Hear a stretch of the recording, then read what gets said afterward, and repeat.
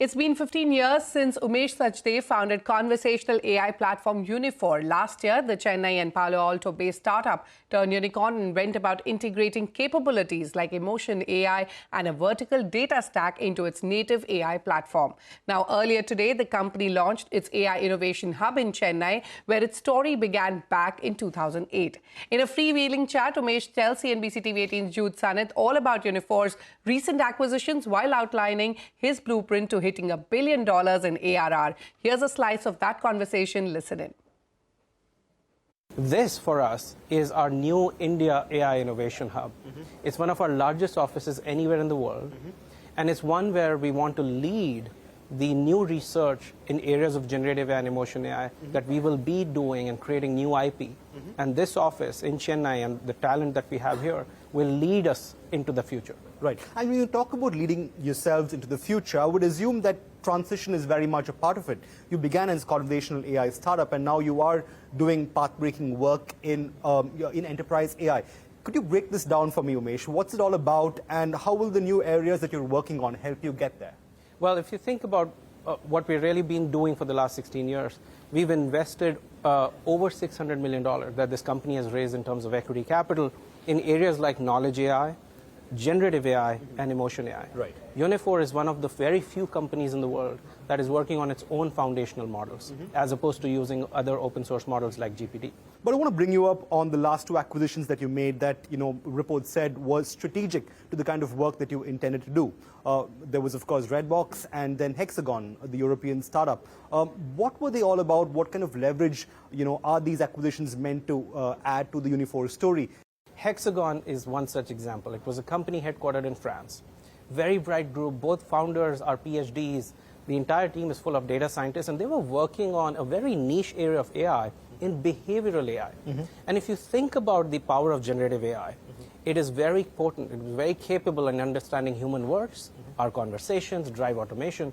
But the one thing that generative AI misses is the aspect of human communication, which is our emotions. Right. How we can change our tone, facial emotions, expressions, etc. And Hexagon had invested all its time in the IP of behavioral AI, picking up human behavior with our changes of facial expression, gestures, tone. So with these new offerings, these new geographies, considering you are planning to expand, what do these do to your top line and your revenue split itself? I was given to understand a majority of your revenues hail from the US, with India and Singapore backing it up as well, although to a very minor degree. Does the revenue split change right now, even as you plan a foray into Europe with new solutions to boot? Well, more than half our revenue comes from North America, but the remainder comes from Europe, parts of Asia. And if you think about what's happening, there was a pivotal change 18, 20 months ago with the advent of generative AI. And the whole world, countries and companies, are realizing that there is a window of opportunity if they miss this transition, which is going to be bigger than the internet and the cloud. And so we are beginning to see a shift in even the laggards who were slow in adopting digital or the internet era are now willing to move at a pace much faster in terms of AI. India is a perfect example. As I met government leaders on this trip, as I met our customers and CEOs on this trip, I am finding an enthusiasm and a willingness to engage in AI disruption in a way that is comparable to North America and Europe. Right. So, said another way, in the coming years, I won't be surprised if we are beginning to see an acceleration of AI initiatives, spending in AI, not just in the US, but every part of the world. Right. Which countries are you the most bullish on? India included, I would assume? India. India's home for Uniphore. This is where the company was founded, even though we're headquartered in Silicon Valley. It's India and it's the Middle East. Those are the two parts of the world where GDP growth rates are in the top decile in the world, and those economies are leading. But I will say, despite the macro, AI is one theme that's secular. Right. So which markets will these be? Which markets are you foraying into the side of Europe itself? Well, there's a lot of geographic expansion in front of us. We are new to Europe. We have focused on the UK and Ireland to begin with. We are early movers in France and Germany. But the bigger continent of Europe is still a big opportunity. Right. We have today no presence in Latin America. And at some point in the future, as those countries, as those companies become interested in AI transitions, what does the future lie in terms of growth and profitability?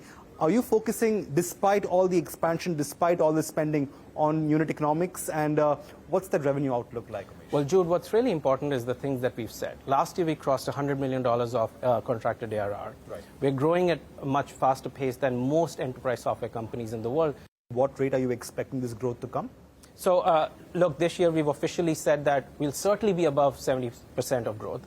We're looking to beat that goal, but we think we can maintain a high rate of growth in the coming years. And keep in mind, we are now in the hundreds of millions. Right. And very few companies, as they get to this milestone, they start to accelerate growth. And that's what Uniphore is seeing that right.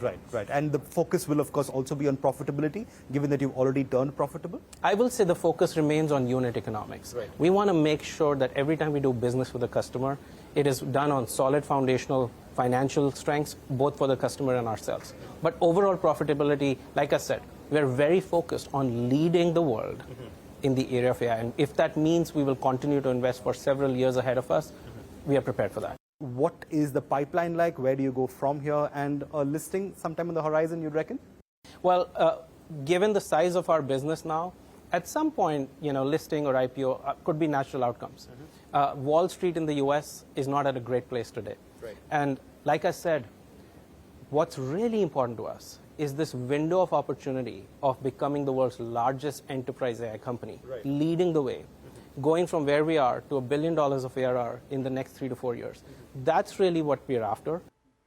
So that's Uniphore there saying that they're going to focus on their unit economics and outlining their growth plans there. On that note, it is time for us